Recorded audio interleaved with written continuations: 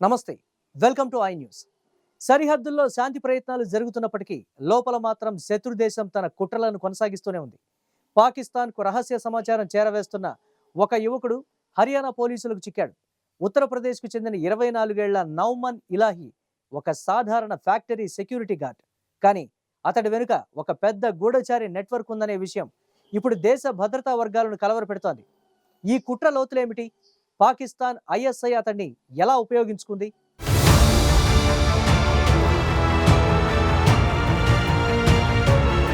పానిపట్లో అరెస్టైన నౌమన్ ఇలాహి కేవలం ఒక పావుగా మారినట్లు తెలుస్తోంది.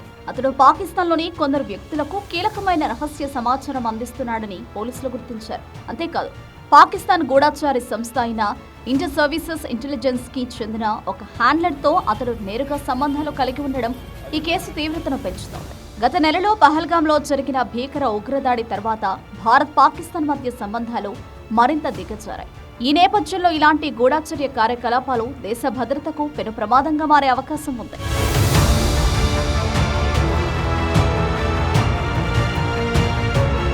ఇది కేవలం ఒక సంఘటనగా చూడలేము.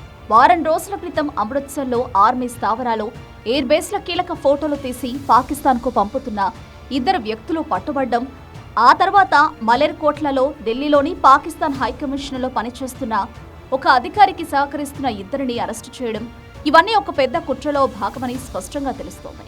ఈ గూఢచార నెట్వర్క్ దేశంలోని మరికొన్ని ప్రాంతాలకు కూడా విస్తరించి ఉండవచ్చని అనుమానాలు వ్యక్తమవుతున్నాయి.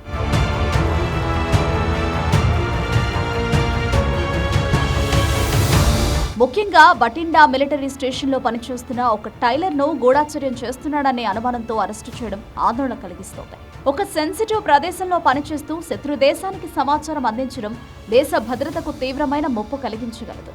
ఇది కేవలం ఒక వ్యక్తి చేసిన చర్యగా కాకుండా వ్యవస్థీకృతమైన గూఢచర్యంగా చూడాల్సిన అవసరం ఉంది.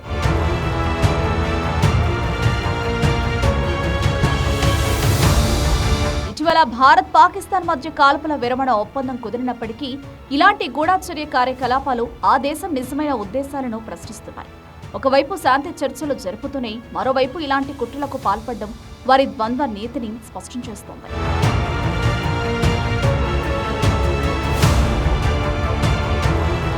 నిందితుడు నౌమన్ ఇలాహి ఒక సాధారణ సెక్యూరిటీ గార్డుగా పనిచేస్తున్నప్పటికీ అతనికి ఇంత సున్నితమైన సమాచారం ఎలా అందుబాటులోకి వచ్చిందనేది ఇప్పుడు దర్యాప్తు అధికారులు లోతుగా పరిశీలిస్తున్నారు. అతనికి సహకరించిన వ్యక్తులు ఎవరు, ఈ గూఢచార నెట్వర్క్లో ఇంకెవరెవరు ఉన్నారనే కోణంలో పోలీసులు దర్యాప్తు ముమ్మరం చేశారు.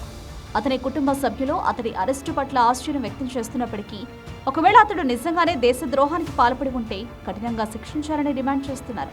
కేవలం 10వ తరగతి వరకు చదువుకున్న ఇలాహి ఇంత పెద్ద కుట్రలో ఎలా భాగమయ్యాడనేది ఒక పెద్ద ప్రశ్న.